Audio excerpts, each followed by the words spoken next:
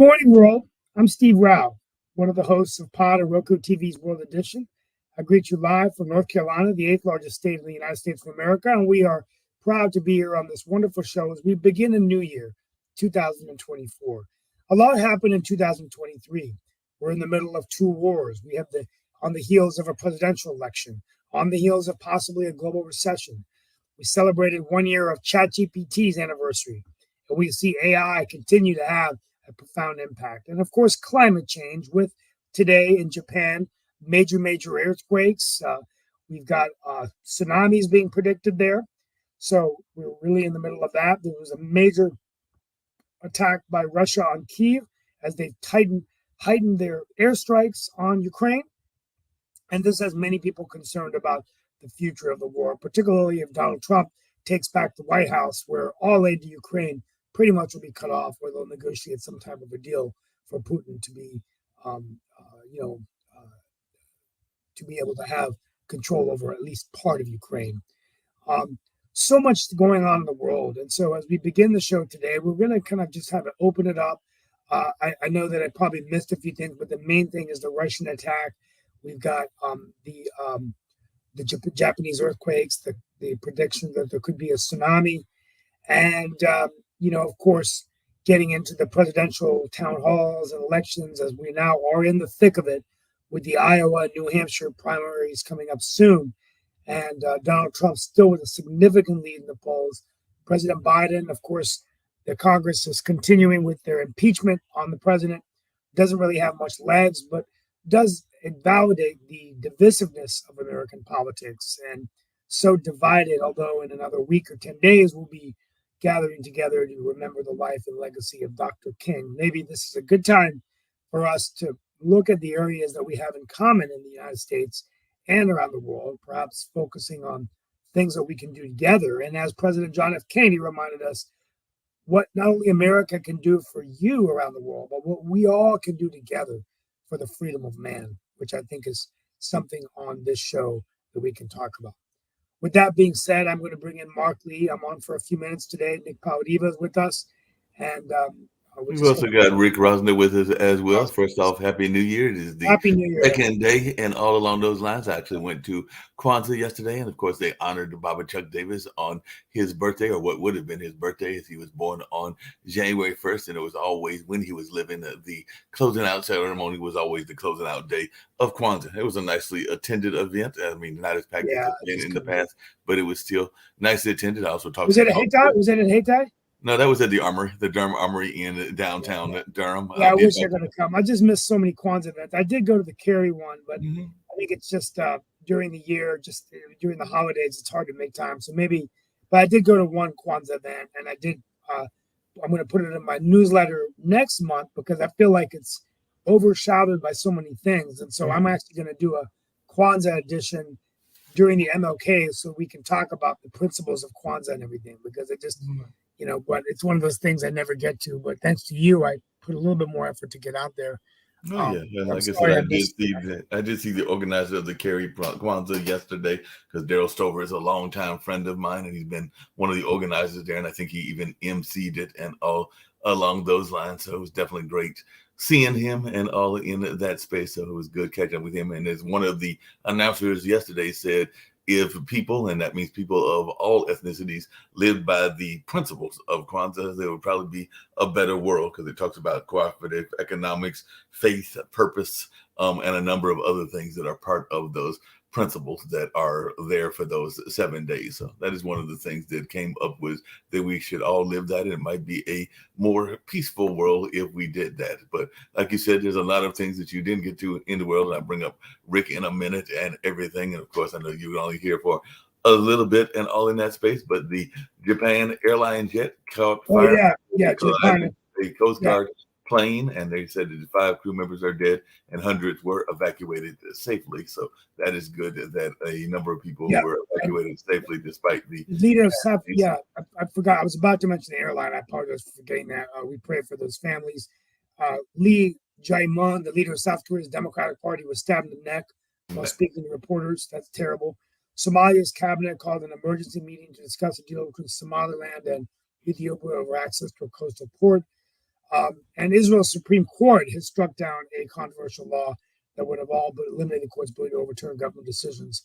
And of course, as we speak, the war continues to rage on.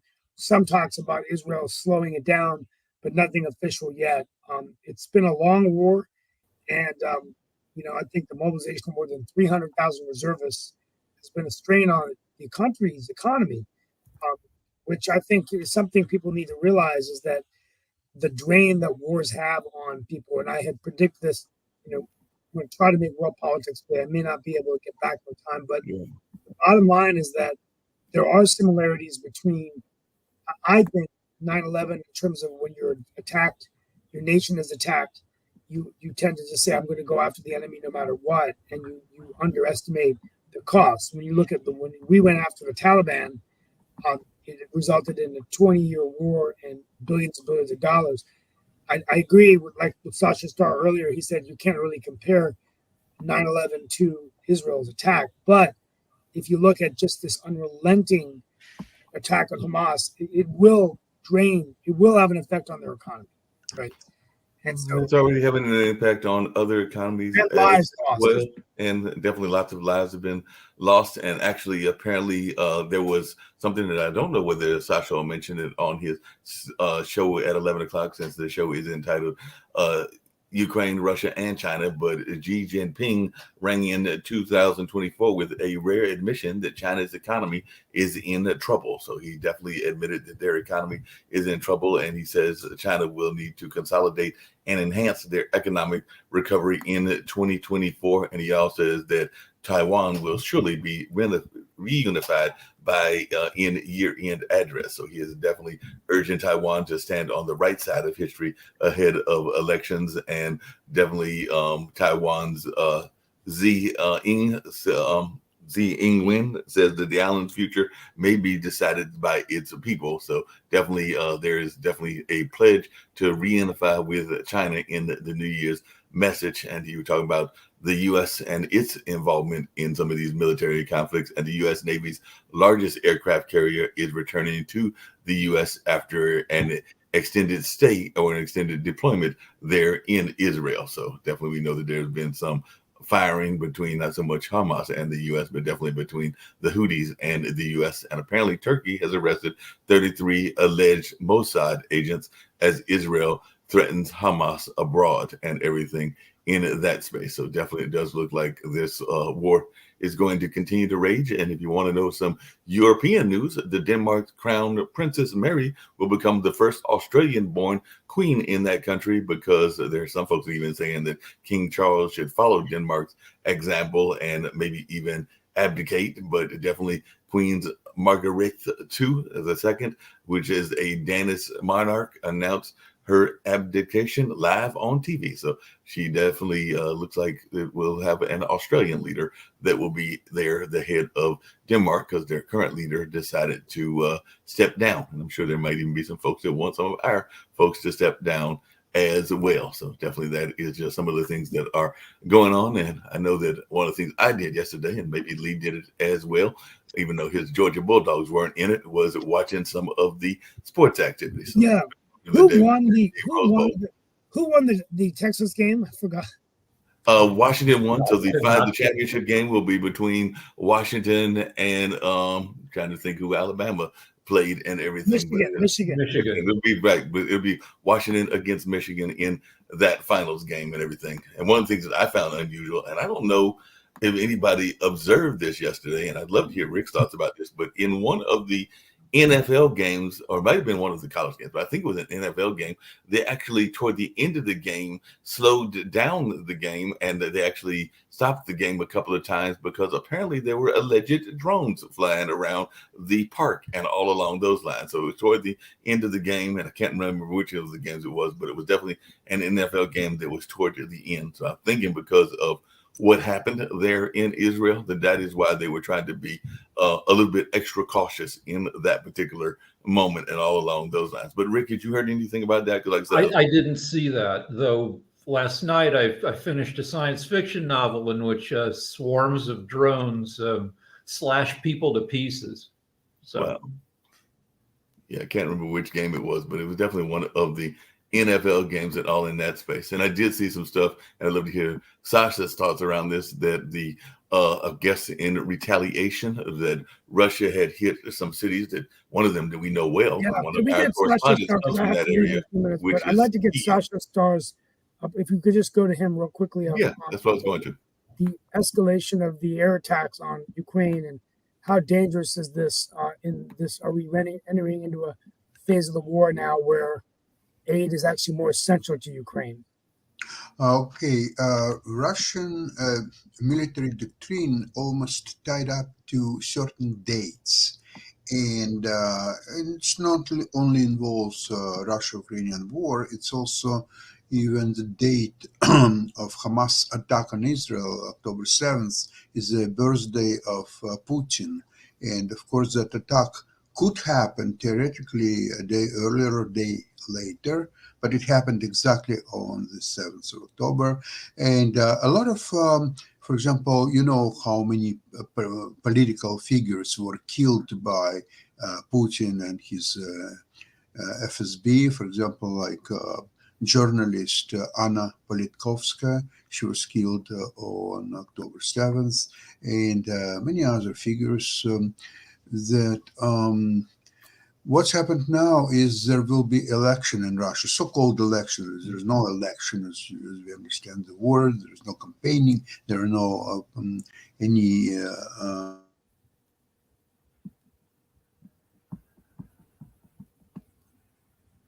Did he blank out? I can't hear him.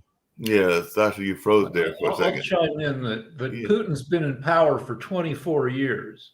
And yeah, there's no nudging him out of power, no Right. matter how many elections or so-called Yeah, elections. I mean, he's in there for life, and it's just terrible. And I think we need to just continue to.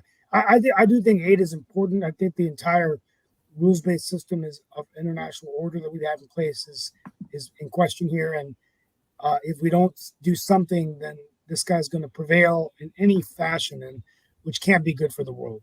So, and I did have somebody that chimed in, and they said that they think that the drones were doing the Washington Commanders game, which would actually be quite interesting, because that would be meaning that the drones were there, because that game might have even been played in Washington, in which case that would be like right around the Capitol. So that would definitely be why they would have tightened security, and they would have been concerned at that particular incident and everything. So yes, seeing drones in the Washington area might be the cause of concern. Yeah. Well, I want to wish everyone a good day today. I'll be back hopefully on this evening, and definitely later in the week, and at least on Thursday's World Politics Show and World Edition. But I want to thank you all for being with me today with us, and looking forward to a great 2024. Much to talk about this year. It's going to be a very interesting year. So rest up, read your books, get ready, because it's going to be a doozy this year, 2024. And just think, a year from now, we'll be getting to inaugurate the new president, who will be serving a second term. Who will be serving a second term, more than likely, whether it is a consecutive term or an interrupted term. What are your guys telling you right now? If I were a betting man right now, who do you think will be president will be a year from now? I mean, right now, if I was a betting man, I mean, Biden's numbers are very low, but so are Trump's as well. I think that somehow Biden will manage to pull it off, but I could be wrong. And I would not be surprised if a wild card figure from either the Republicans or the Democrats doesn't come in there and disrupt it, and we don't have a third option that is actually a viable option, but still within the two main parties. So I don't know that it's going to be a inauguration of one of the past two presidents, but Rick, what is your feeling tell you? I am a betting man, but only $1 at a time. And every bet you put down on Biden, you win that $1 back plus another $2 if he gets elected. So he's not a shoo-in, but I think that's a good bet. And now we're 10 months away from the election, and every day that goes by lowers the probability, the chance that Biden has some kind of health scare that would turn off voters. I think so. I think the other thing to realize is, with the total of a physical campaign, we often don't talk enough about that. This campaign will not be a COVID campaign. So a lot of when he was elected president, most of it was on Zoom or Teams, but he's going to have to travel to all of the states, hopefully not to fight a primary, But that is one concern. Will his health Steve, I hold know you up? got to go. I know you got to go, but two things before you go and everything. One thing that I was going to say is that yes, it is not a COVID campaign necessarily and everything, but I understand that there are 6 states, and I mean, of course, there are 50 states, but there are 6 states that are requiring their hospital workers to have masks on because there has been a spike in the respiratory illnesses, including here in North Carolina. I think that California may be one of the other states as well. So is there any concern that we may not totally be, I mean, despite the fact that everybody is feeling that we are out of the pandemic, that we may not be totally out of it? Yeah, I think we'll never be totally out of a pandemic, and that's something I've been trying to research. Is that's I know Rick's got to go and I've got to run, but we're never totally out of a pandemic. I mean, we have to realize that we have more human beings on the planet. There's more exposure between humans and animals, more contact. Slaughtered animals, meat markets out in these areas, other parts of the world in Asia, and so it's only inevitable that, and I think we have to be prepared for it. And so even though we've got COVID, there could be another pandemic, and I think hopefully we're doing the research in terms of what we learned from last pandemic, but we're not talking enough about it. And if you read Fareed Zakaria's book, 10 Lessons of Post-Pandemic World, that's exactly what he talks about, right? So anyway, that's my food for thought. We're in no way done with COVID. COVID levels, according to poo water, sewage water, where you measure the amount of virus, are at the second highest in history. Finland, COVID numbers are at their highest ever. And COVID is now thought to maybe mess with your immune system, making you more vulnerable to other infections, including other respiratory infections. So it's reasonable to continue to do the things people have been doing to protect themselves from COVID, because it is still here in droves.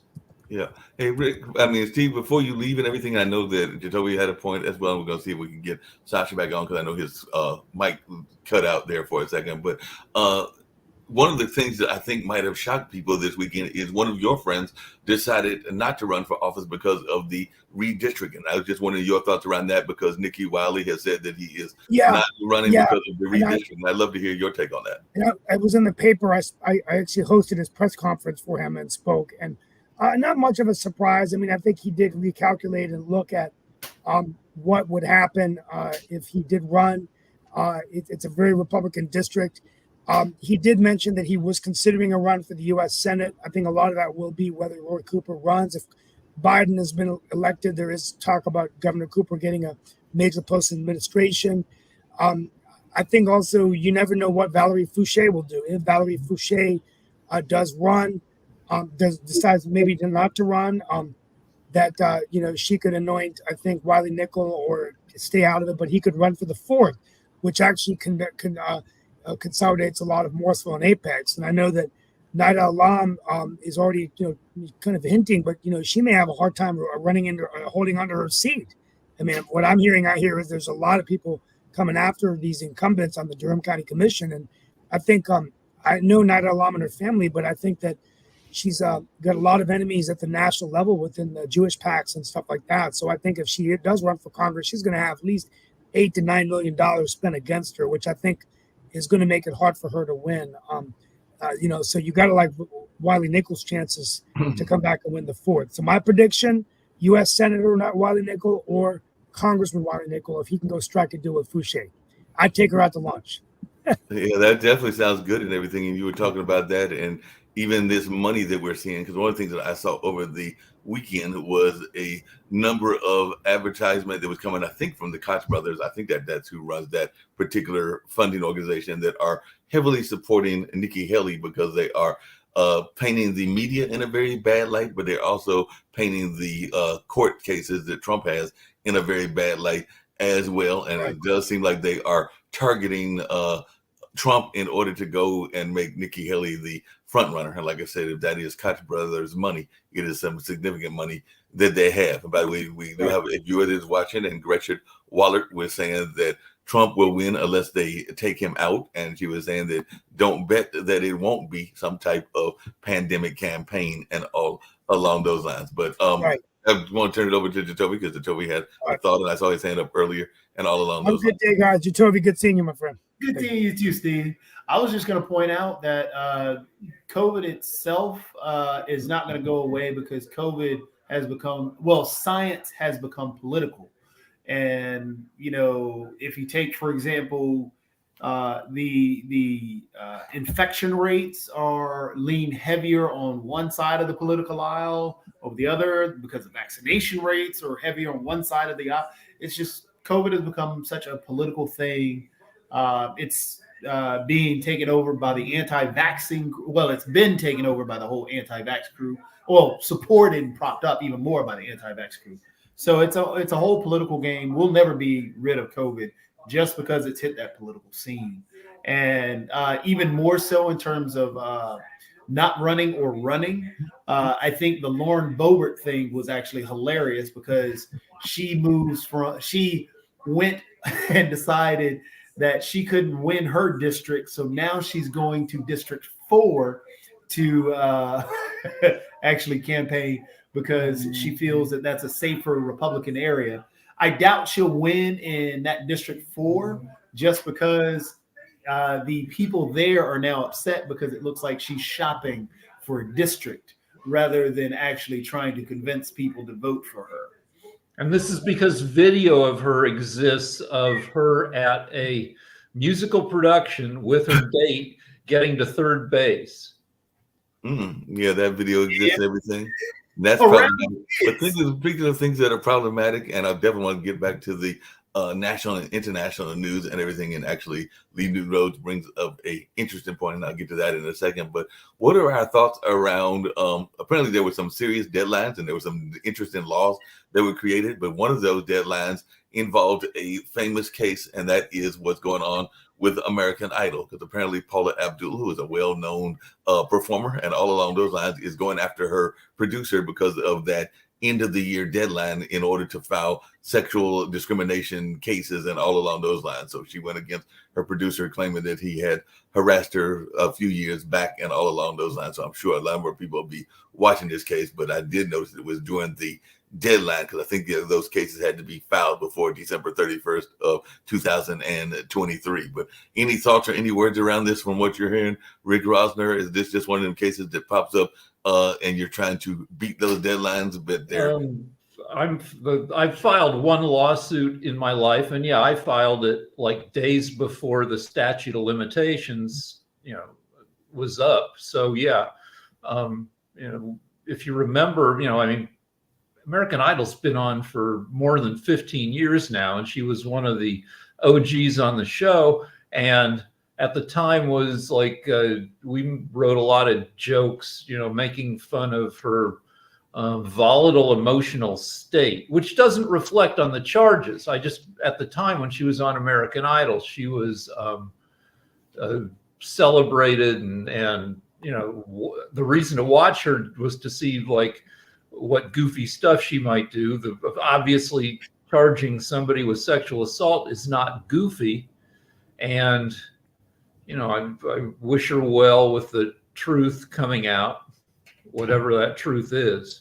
And I think that was the defense that her producer that she went after was trying to use, was the fact that she has this reputation for being a little bit on the frantic side, or being a little bit on the side of not totally always being believable and all in that space. But that was kind of his defense. Now, whether that is a legitimate defense or not, I guess that will be interesting, because as we know, whether it is serious charges like rape, or whether it is sexual discrimination or a number of other things, unfortunately, the victim is oftentimes the one that is victimized because they do some targeting of their character and all along those lines. I'm sure that there will be attacks on her character.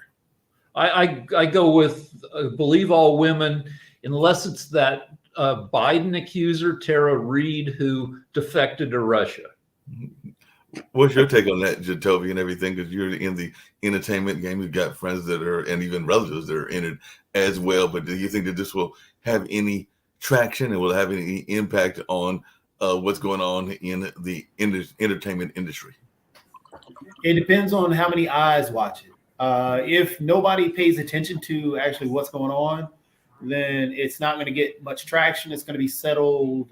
It's going to be settled. Look at what happened to Sean Puffy Combs in his case, because somebody brought that. If Vin Diesel has a case against him, see what happens there.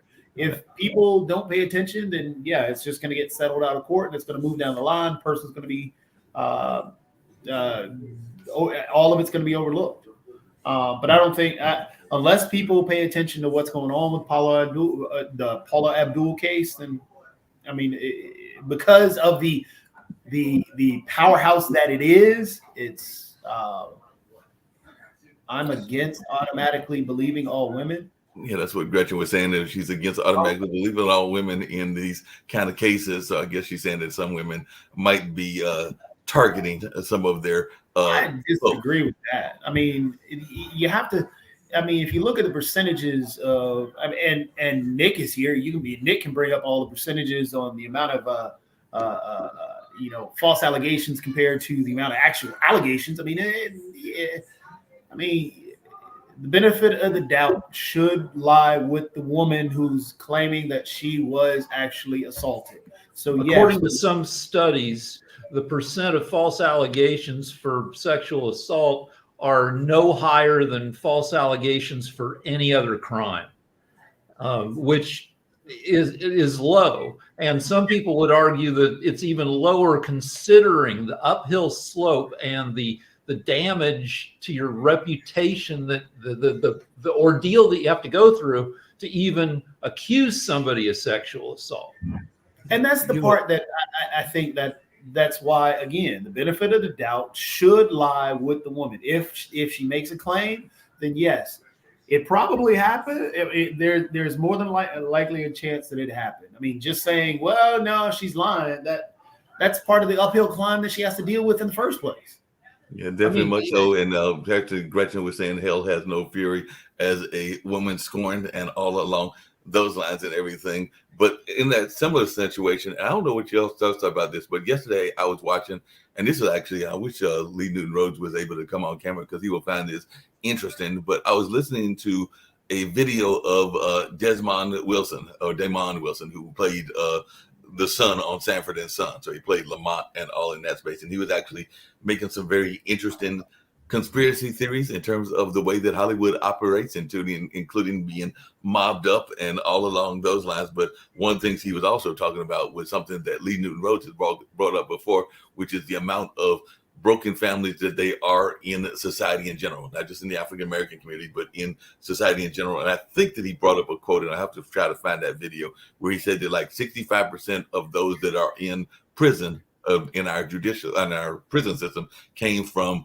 broken families or one family. So he was actually arguing that we needed to go back into some more traditional family values. And of course, Damon Wilson is also a minister, but also in some ways a nationalist as well. So he has some very interesting viewpoints and all along those lines. But I have to bring up that video and see what folks' thoughts are around it, because it was on one of the comedy channels. I think it was Comedy Hype and all along those lines. But he even brought up the notion of he was actually kind of attacking the voters, because he was saying that in a lot of ways it's already rigged, and that the Democrats and the Republicans are really just the same coin, whatever that expression is. But there's not much difference between them, and that all of this stuff is prearranged and somewhat rigged, is what he was saying. And saying that is like giving up, because there are obvious differences between the Republicans and the Democrats, and saying everybody's the same, so don't vote, don't bother, they're all corrupt is just a sloppy and especially now not accurate argument. It's lazy, completely lazy. Rick, I couldn't agree with you more on what you just said about that. It is always the weakest argument to say, well, both parties are the same, so don't vote. Yeah. Though there is a similar argument that I tend to buy, which is that the crazies to each side, the far left and the far right, kind of wrap around and meet at some crazy point that their behavior is, the people at the extremes are kind of similar in their nuttiness. Yeah, And I agree with that. Lee Newton Rhodes wrote that he says that there is a difference in how they campaign, not much difference in how they govern. And I think that was the point that Miles Wilson was making. That's incorrect as well. One party wants to pull down the Confederate flag, the other party wants to put it up. Governance, there's a big difference in governance between the two parties. Big difference in governance, big difference in platforms pushed. So again, it's lazy to say that, oh, well, they govern the same. Oh, well, this and that. I mean, I will admit, again, just like Rick said, the extremes on both sides, yes, they tend to blend into each other because they're way out there. But the problem is the extremes of the Republican Party are now leading the Republican Party. You have the Secretary of the highest, the two highest leading officers in the Republican Party. Well, we'll take the third. Donald Trump is crazy, and he's an extremist. You have the man leading the House, extremist, and MTG. She's an extremist, but you don't have that same equality on the other side. So you have the extremes of the party on the Democrat Party. They are there, but they're far out. They don't hold power in that party. The Republican Party, they hold power and at the tops of that party. She said that every day in the rural part of the country and ask any everyday American in the urban part of the country, and you get absolute divided nation on what they wish for in America. So I think that she is saying that the divide might not even be around race, but it might be around urban versus rural. I think we even see that to some degree here in North Carolina as well. But that's one of y'all's take on Gretchen's quote that if you ask somebody from the rural area versus somebody in the urban. A motion to intervene for a couple of things. Number one, tonight's World Politics, we are going to go to a 3-minute speech rule and then move to the next one rather than because we've had some complaints about people interceding. Number two, Gretchen Wallet, who's the author of Born to Fight, Lincoln and Trump, will be a guest host tonight on World Politics. And her book is available actually on the Pod TV bookstore for those who want to read it before they decide to fight. Because she's perfectly welcome. We love authors, and we do have a bookstore. So if she wants to come, then we can have. Hands have already come up and already been interrupted. So with that, we're going to take a quick break.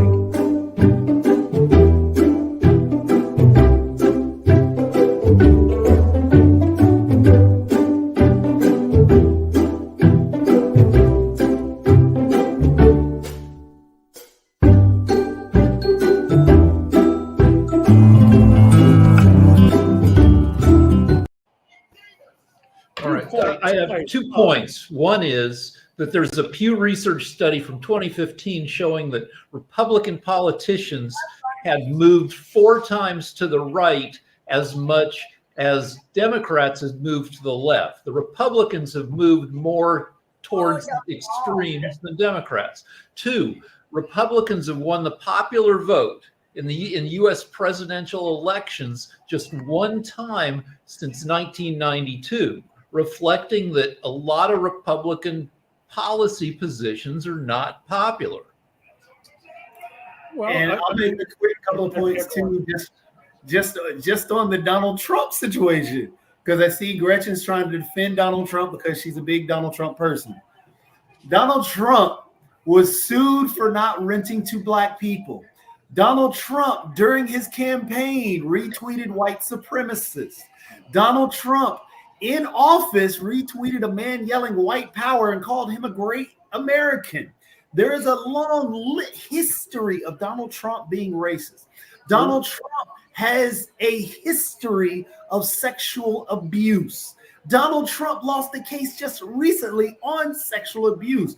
Yeah, civil case, but he lost a case on sexual abuse. Donald Trump, in the middle of an Israel war, and claiming to be the most Israel-friendly president ever, is quoting Hitler. So please don't tell me Donald Trump is not an extremist. He is. So you're just overlooking it out of being a fan. So you mentioned Donald Trump being sued for not renting to Black people. He was sued by the Department of Justice based on an FBI investigation in 1973 for racial discrimination in renting 50 years ago. He's got a super long history of bad behavior long before he was in politics.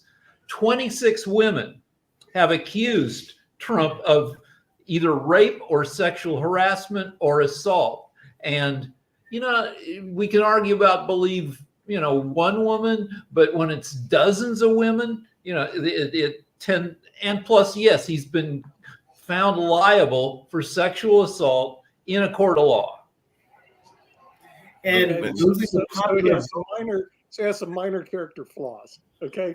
But that being said, he's not an 80, 90-year-old person walking around with a cane who squelches all opposition before him. So there is no race in the Democratic Party. There's one guy, that's it, and his policies are absolutely horrible. So really, it's not going to be a vote for Trump. This is going to be a major vote against the Democratic policies of Joe Biden. Well, speaking of Democratic policies, hold on a second. Speaking of Democratic policies, because I wanted to get to one of your favorite topics, Nick, and everything, because apparently, it's 2024, which means we get some new laws. I know that here in North Carolina, there is a couple of new laws, including the fact that the porn sites cannot be, or one of the major ones cannot be accessed, and all along those lines. I think it's supposed to be all of them, but I know that it was definitely targeting one of the major ones. And then there was some things around the driver's license and our teenagers and everything. But apparently we aren't the only one, because there were some other laws. Texas public schools said that they must comply with a newly signed state law banning diversity, equity, and inclusion offices on their campuses. And of course, this move came as Republican-driven backlash over DEI is sharpening in politics around the country. And this is the one that I'm sure you're going to love, Nick, and everything, and maybe some other members of the panel, both on camera and off camera. But California is going to officially mandate gender-neutral toy aisles for large retailers. So the blue state became the first in the nation in 2021 to adopt a law, but the law states that retail stores with 500 or more workers must sell toys and child care products, including clothes, in a gender-neutral section that's labeled at the discretion of the retailer, regardless of whether they've been traditionally marketed for either girls or for boys. Retailers can continue to offer other toys and child care goods that are traditionally marked specifically toward girls or boys. And that was just one of them. And apparently there's also one in Illinois, which became the first state to pass a law penalizing the libraries that banned books last year, as conservative efforts have mounted to restrict access to texts that often address race or LGBTQ plus issues. So Governor J.T. Pritzker signed a bill now in effect that makes public libraries ineligible for state funding if they ban materials because of partisan or doctrinal disapproval. So of the more than 1,400 reported book ban cases last year, 74% were connected to organized efforts of advocacy group, elected officials, or enacted legislation per PEN America, which is a literary organization, and all along those lines. And the one that I know a lot of people are very excited about is, and I'll get to some other ones as well, is the minimum wage increase in 22 states as of January 1st. So for Americans making minimum wage, it is an automatic raise, but it also ripples out.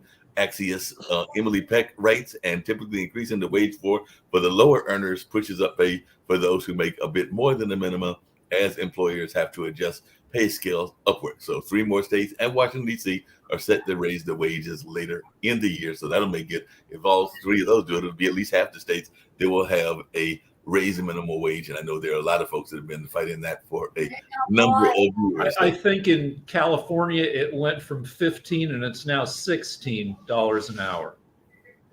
So y'all got a whole dollar raise and everything. The federal minimum wage, from what I understand, Mark, is still $7.25 an hour. Well, yeah, nationally, the federal minimum wage is still $7.25. My question is, why didn't the federal government years ago, when they put the minimum wage in, have a cost of living adjustment? Every other provision in their codes has COLA, they call it COLA adjustments, except the minimum wage. That tells me that Congress really doesn't give a rat's rear about the American worker as a whole, because it should be bipartisan support and it should be adjusted toward the cost of living like they do with all tax policies. So for all those people listening, and this is one reason, who knows who's going to get elected, but the people that sit in Washington, D.C. don't give a rat's rear about anybody who's working. And most people working aren't watching our show because they're out working, trying to basically put food on the table. But go on, Jatobi, I think you're ready. But Nick, you're going back to why it wasn't put in originally. Right now, isn't one party actually trying to increase the minimum wage due to the cost of living? Because then that means your argument is basing it on you're saying that, oh, well, because they didn't do it years ago, they don't care at all now. But there's a party actually even the current president right now is trying to increase the minimum wage due to the cost of living. So they're trying to put it in, but there's another party who's blocking that, which goes into point out that two parties are fighting differently for different people. But again, so your argument doesn't hold if you're saying that, well, way back when they didn't do it, so they don't care really now, but they're fighting now. They're trying to have this argument. And Jatobi, that should be an issue with everybody who's running for office, including the Republicans. If the Republicans are quashing the minimum wage, they need to stand up in front of the American worker and tell them we don't give a rat's rear about you, okay? And put that party where it needs to belong, in the trash can. If you Nick, along those same lines, there was Nick along those same lines.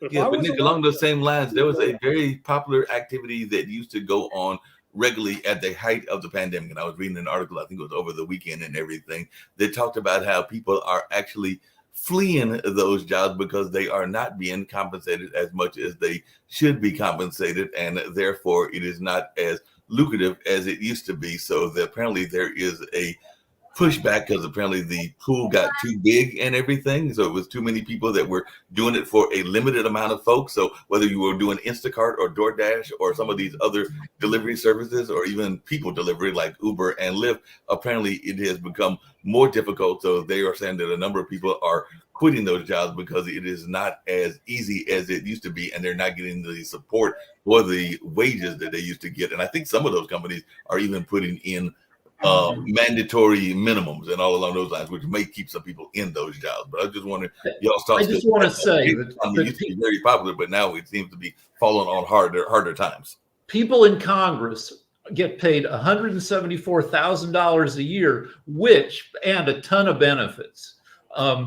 If they were working a 2,000 hour a year like most people do, which Congress doesn't, that works out to $87 an hour. Given that they only meet for 180 to 200 days a year, it works out they're getting paid, I don't know, like $150 an hour based on hours worked.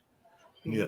And do you have a problem with that? Is there an issue there, Rick? Because I can tell you that $174,000 a year, you're not getting rich in Washington, D.C. No, you're not. But these are the same people who say it's cool to pay people $7.25 an hour. Yeah, of course, because that's called the double standard in Washington. I mean, in other words, there's them, the privileged ones, and there are you, the non-privileged ones. So I see you may have an issue with it, but that's called American capitalism. Yeah, I mean, Washington's expensive. A lot of Congress people, because you have to have a house back in your home district and you have to have a place to live in D.C. So a lot of these Congress people live in what are basically frat houses where they share a house with 4, 5, 6 other Congress people to save money. D.C. is expensive. $174,000. I mean, come on. How many people in L.A. can make it on $174,000? I mean, it just ain't happening. And in North Carolina, you're doing okay. But if you're in New York City, you're broke. You're in LA, you're broke, and you're in DC, you're broke. So I don't think they're getting paid. They're probably, oddly enough, not getting paid enough, which is one reason they're on the take all the time.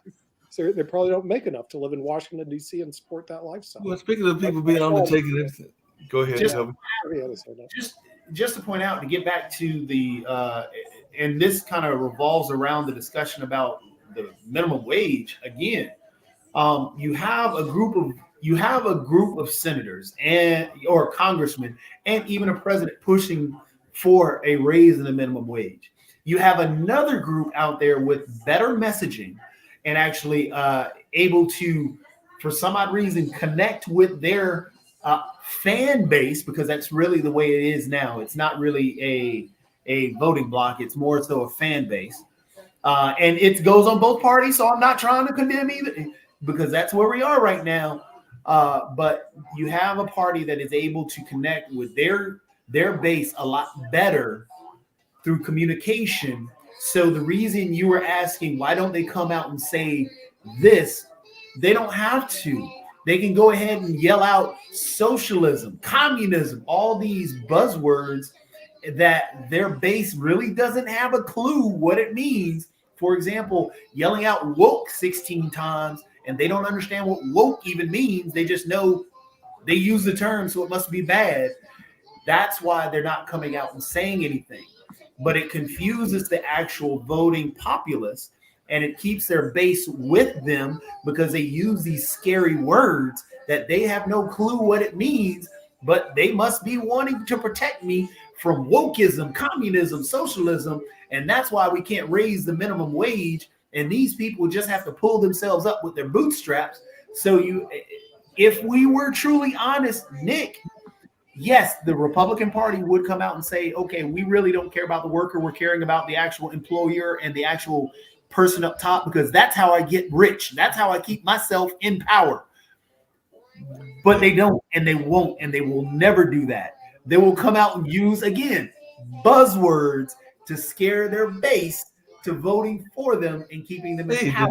Jacoby, speaking of buzzwords and everything, you know, there is a small college, and I do mean it is a small college, that releases every year their banished word list, and they release it again on Sunday. So as we close out the year, they released it. And yes, we've used some of these words even on this show. As a matter of fact, I think I just used it earlier and everything in that space. But apparently among the banished words this time around by Lake Superior State University is a hack, impact, at the end of the day, Riz, slay, iconic, which apparently made the list again, cringeworthy, obsessed, side hustle, and hold on, wait for it. That's the other one. Wait for it, made the list as well. So apparently that is some of the words that this university has deemed that are being overly used, and all in that space and everything in that way. So definitely there's a group of folks that have made it, even though less than a month ago, Oxford University adopted the word Riz as its 2023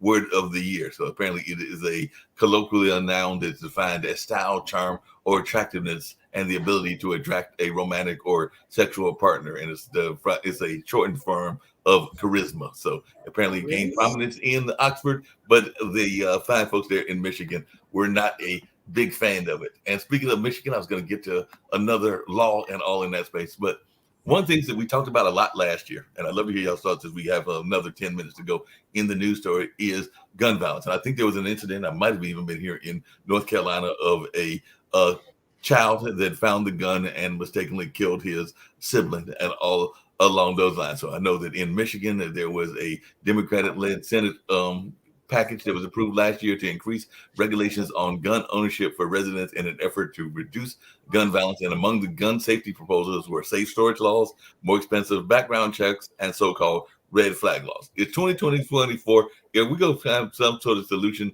to gun violence, because I mean, literally on New Year's Day, I can't tell you how many, and I'm sure you heard them, Jacoby, and you've now moved to Durham, so I'm sure you've heard them as well, Nick, and even you, Rick, in California, heard gunfire in the New Year's Eve and New Year's Day and all along those lines. And I'm assuming, hopefully, that nobody was hit, but there was definitely gunfire and fireworks that I was hearing last night. So are we ever going to, or 2 nights ago, are we ever going to hear an end to this gun violence in America? Not really. There are 450 million or so guns owned by 338 million Americans. So about 1.2 guns for every American, though, you know, they're constant. You know, the average gun owning household has 8 guns. So no, you're not making guns go away. The number of and another 10 to 15 million guns are sold every year. So it's only going up. The only way that, you know, we can use AI to help police. Like when some lunatic shoots up a place, you usually find out in the weeks after the massacre that a lot of people knew that person was a dangerous lunatic, and the various police agencies hadn't coordinated with each other to do anything about the person. If we can use AI or just more, advanced tech to help agencies coordinate with each other, you might be able to, stop a higher percentage of lunatics before they do their massacre. But getting rid of guns is not going to happen. Yeah, guns aren't going anywhere, and that's the sad part. And for example, Lee's comment talking about safe storage laws and blah blah blah blah blah. Well, you do realize that kids grab guns, Lee, and if they aren't stored securely, then a child is more than likely to grab that gun and experiment with that gun, and then you have many deaths that come from people not storing their weapons correctly. So the problem is we get these nonsensical arguments, these arguments that just based on fear and emotion and but the reality is stuff that Rick pointed out. I mean, if you look at the amount of guns that are in society today, in all honesty, under presidents, if I remember, how everybody feared Obama was going to come for the guns. Well, it was actually under Trump, which more gun laws were passed. But the problem is the gun sales and all this other thing spike because you have one party, again, because that voting bloc will vote just based on that one law.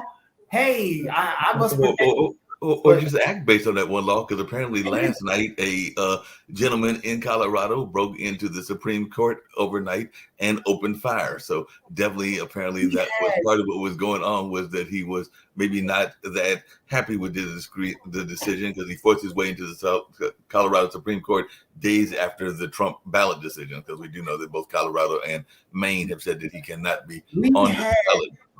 We had multiple mass shootings on New Year's Day. Mm-hmm. And they're not going away.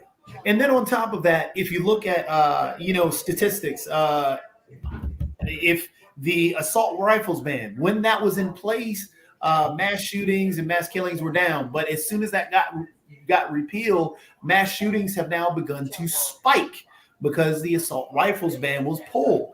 So I mean, it's never going away, because you have this fear, the Second Amendment has gone, and guns have moved into a religion in our society. It is no longer a tool to safeguard us. It is a toy. It is things that we're going to sleep with at night under my pillow. And it is a religion, because people will not even consider or even think about going without a gun. One thing that would help would be for the NRA to go away. The NRA has been shown to be a fraudulent organization, that the executives of the organization take the money that's supposed to be used for other things and use it for personal enrichment. They've declared bankruptcy and changed where they're incorporated out of to avoid prosecution. But the NRA fights even the most reasonable gun control measures. There's technology that, like a biometric gun lock, so that a gun will only shoot in the hands of its owner. But any gun company that dares to offer technology like that gets attacked by the NRA and takes a huge financial hit. And it's the NRA and other gun lobbyists, they fight against these things because it costs them money in the long run. And that's what it's all about, is it boils down to that bottom dollar. And then on top, and all these things that, people like, I saw Gretchen popped up with, fighting against these accidents. Well, if we're looking at statistics right now, guns are the leading causes of deaths of children. So Lee, Gretchen, are we going to play this extremist role of, hey, you don't care about children, but you care about your guns? So again, we have to really have a legitimate discussion about it. Guns aren't going to leave the U.S. because they are so entrenched within our culture and within our society. And like I said, they become a religion in our society. Hey, Jacoby, you ready to wind down? Because in about 5 minutes, we got the Ukraine, Russia, China show that Sasha will be hosting, and all along those lines. So he's got his mic up and running, and we'll be able to do that in a few minutes. But the other thing that we heard a lot about in the in last year that is still in the news, because now they're playing one state against the other, and if folks have quick thoughts, is that this whole notion of if you can't drop them off in one place, because apparently there was the whole rules that New York put in, then you drop them off in the neighboring states. So apparently New Jersey mayor are saying that buses of migrants bound for New York are now being dropped off at the New Jersey station. So I guess that they were told, that they had a certain amount of time that they had to be processed in order to get to New York. So now they're using New Jersey as a transit point for migrant buses headed for New York City after those new executive orders. So we're still going to see a lot of states of one color shipping them to the states of the other color, meaning conservatives sending them to Democratic states, and all along those lines. Is this going to be another one of those storylines that will continue in 2024? Yes. Yeah, because it works politically. It gets the Republican base pissed off. Yep, it does. And I completely agree, Rick. And it's all about motivating your base, especially this year. So you're going to hear a lot more about immigration and how poorly it is. And well, truthfully, if you look at it, the main law that was changed between Trump and Biden was the fact of the family separation. That was the main difference. The wall still has money behind it. The immigration laws themselves haven't changed in years. So the only main law that was only changed between the two was a family separation. They don't want to point out the fact that the reason that one of the big reasons why immigration slowed down, COVID. People weren't traveling during COVID. You had no reason to come to the States during COVID.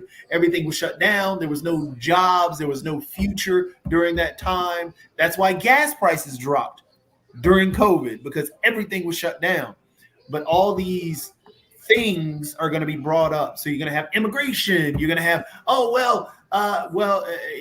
the economy. Well, every economic measure right now says the economy is better than it was under Trump. But again, the messaging, all these things, as long as you keep yelling them out, people are going to believe it. Immigration is pretty interesting. What you're seeing, Mark, last month there was 300,000 people came into the United States from the border. That would translate to 3,600,000 people coming in this year if it continues. And these are the ones in the border. These aren't our legal immigrants coming in from Europe and from other places. These are just people throwing into the border. That is a huge population. That population exceeds the entire population of Raleigh, Durham, Chapel Hill. It exceeds the entire, it's like the whole city of Charlotte picks up and moves into, and Atlanta both pick up and move into the United States. This is going to be the biggest issue in 2024 because it's not small, it's huge. Yeah, Rick. Solutions, please. I think that 300,000 is border encounters, which includes people let in, given court dates, and also people turned away. I'm not sure. And it also doesn't include people who've managed to sneak over the border without encountering border security.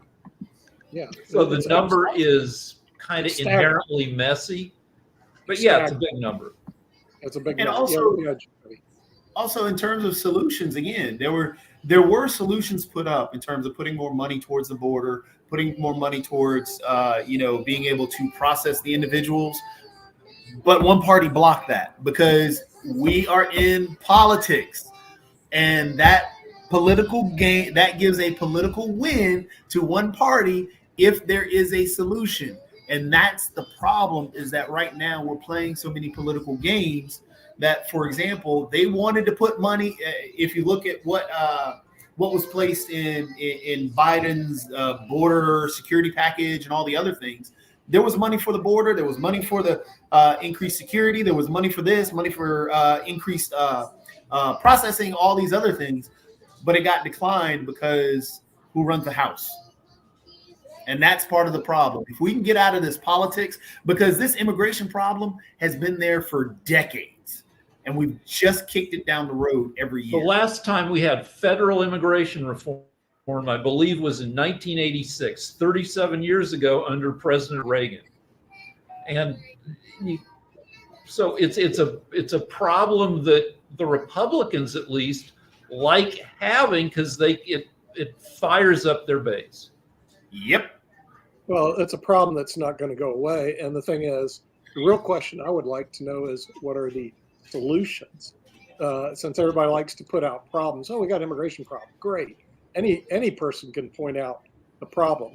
Who can point out potential solutions would be very advantageous.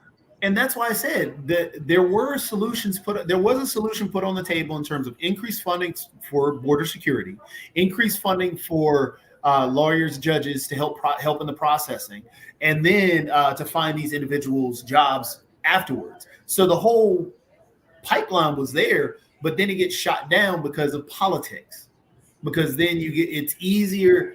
If you were trying to keep power, it's easier to keep your job by not allowing that team to win. And that's what is going on, because solutions were there. Like I said, the best solution that we can do is in all honesty, we need to have more lawyers and judges to process the individuals that are there, because part of those individuals that are part of that 306,000 or 360,000 or 360,000. You have people still waiting in these in Mexico or in South America to be processed, but the line is so long that they decide. I think they found like 10,000 tried just go ahead and walk across because they're still in line and still waiting for their information or immigration papers to be processed.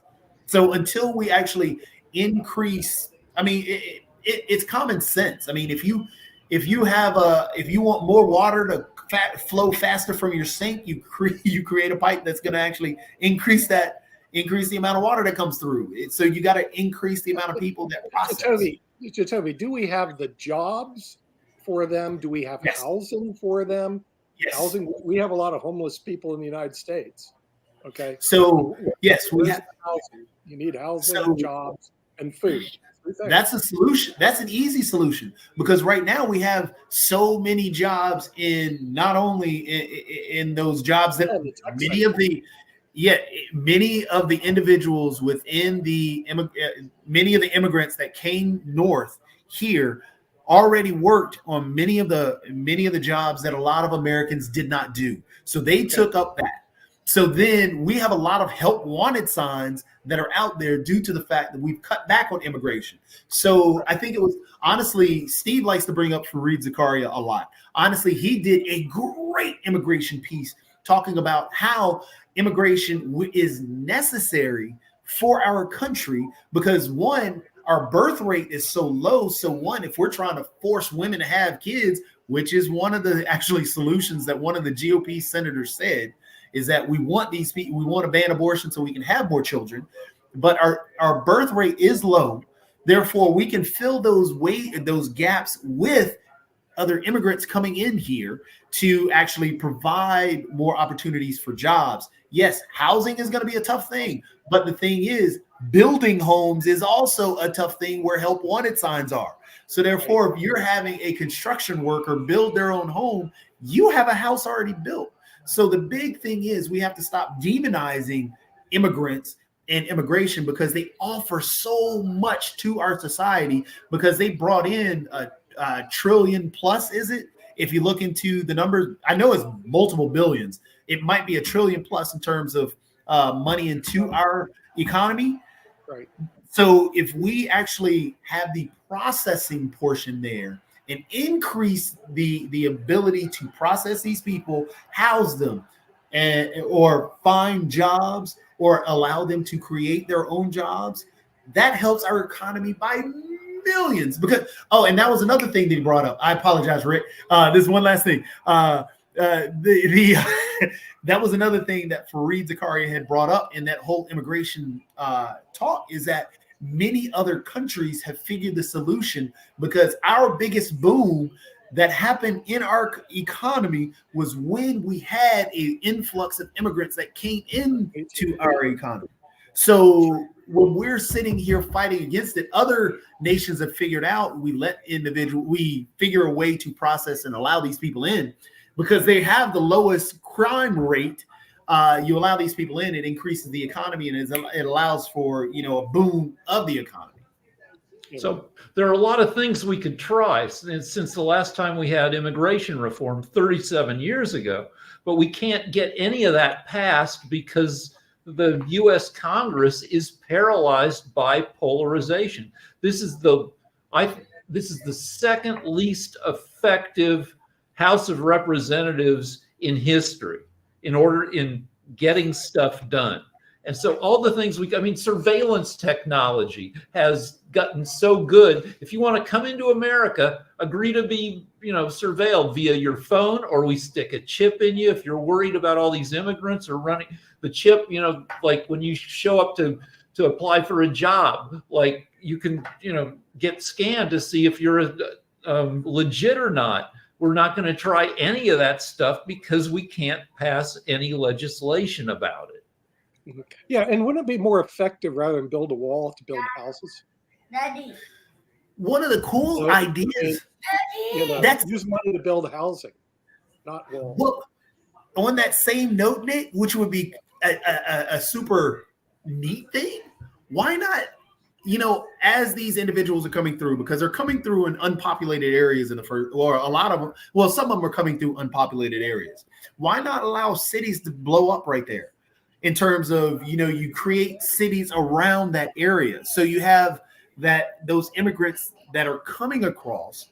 And then as they are there and you're trying to process them, let's go ahead and start a construction business right there. Why not go ahead and start, you have your tutorial programs where you can create textile industries right there. So now you have businesses that could be legitimately right there along the border as these individuals come through, get processed. Now they have temporary jobs and temporary housing. Then they can take that wherever they want to go. So we do have an infrastructure bill, and that sooner or later, I hope we build high-speed rail like they did in China, which actually works.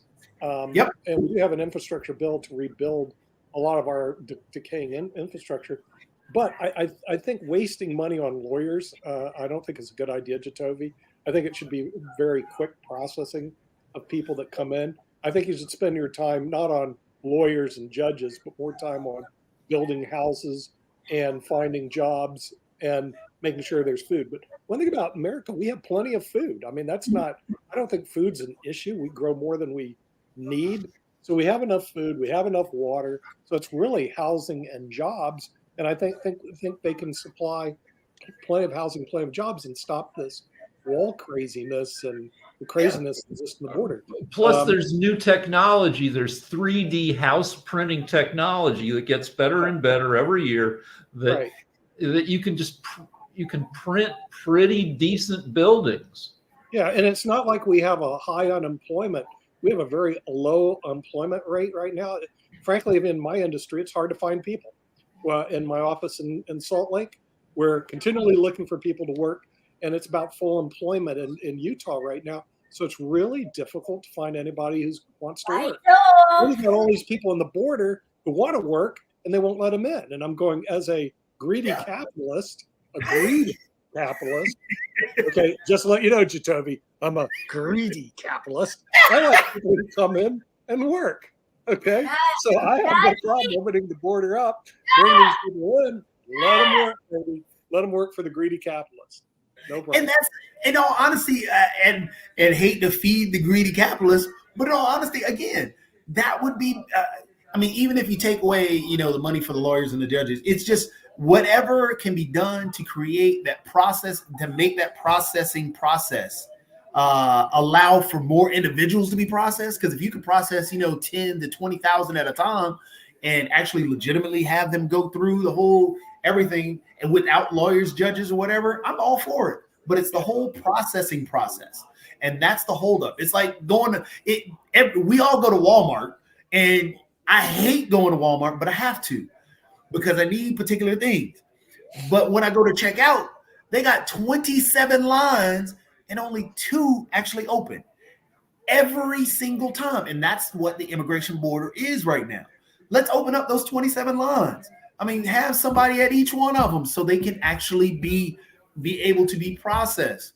And that actually makes that helps us in society. Just as you point out, the greedy capitalists can use it, create textile mills right there. Hey, we can instead of having shipping out overseas to create all the computer tech that we need, no, we can actually put that at the border and have people go right in there. And there are entire domestic laborers into the United States, and employers like me, we could actually lower the minimum wage. We can lower the federal minimum wage from $7.25 to maybe $3 an hour, something reasonable, so that I can have a bigger profit margin. So I have no problem. There are minimum wage. You There know? are big industries that use a ton of undocumented laborers, fruit picking, meat processing. It's hard to get people to work in the horrible conditions of, turning cows into steak.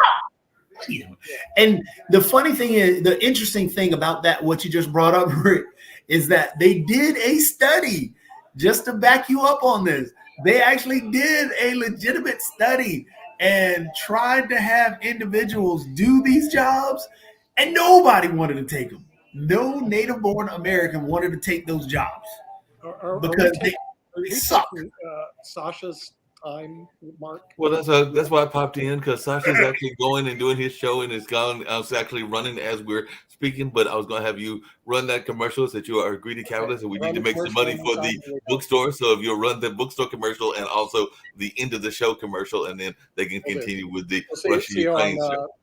The Russian show, Russia, China, Ukraine. Bye-bye.